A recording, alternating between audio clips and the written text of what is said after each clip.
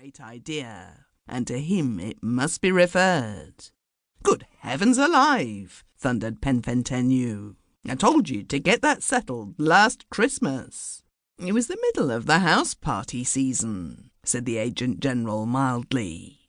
"Lord Lundy's at Credence Green now. He spends his holidays there. It's only 40 miles off." "Shan't I disturb His Holiness?" said Penfentenue heavily. "Perhaps my sort of questions," he snorted, "mayn't be discussed except at midnight." "No, don't be a child," I said. "What this country needs," said Penfentenue, "is—" and for 10 minutes he trumpeted rebellion. "What you need is to pay for your own protection," I cut in when he drew breath, and I showed him a yellowish paper, supplied gratis by government, which is called Schedule D. To my merciless delight, he had never seen the thing before, and I completed my victory over him and all the colonies with a Brass's Naval Annual and a Statesman's Yearbook. The Agent General interposed with agent generalities, but they were merely provocateurs about ties of sentiment. "They be blowed," said Penfentenue. "What's the good of sentiment towards a kindergarten?" "Quite so. Ties of common funk are the things that bind us together. The sooner you new nations realize it, the better. What you need is an annual invasion. Then you'd grow up." Thank you, said the Agent General. "That is what I'm always trying to tell my people." "But my dear fool," Penfentenue almost wept, "do you pretend that these banana-fingered amateurs at home are grown up?" "You poor serious pagan man," I retorted. "If you take 'em that way, you'll wreck your great idea." "Will you take him to Lord Lundy's tomorrow?" said the Agent General promptly. "I suppose I must," I said, "if you won't." "Not me. I'm going home," said the Agent General, and departed. I am glad that I am no colony's Agent General.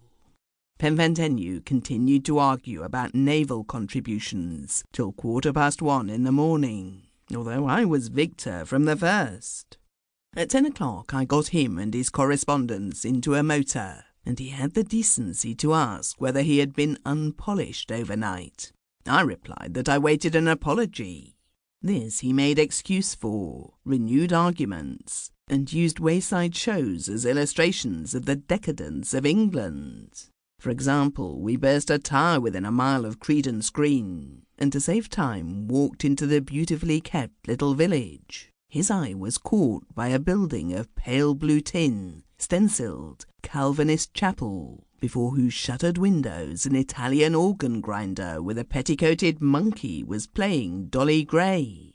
"Yes, that's it," snapped the egoist. "That's a parable of the general situation in England. And look at those brutes."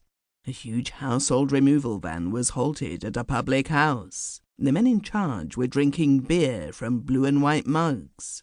It seemed to me a pretty sight, but Penfentenue said it represented our national attitude. Lord Lundy's summer resting place, we learned, was a farm a little out of the village, up a hill round which curled a high-hedged road. Only an initiated few spent their holidays at Credence Green, and they have trained the householders to keep the place select.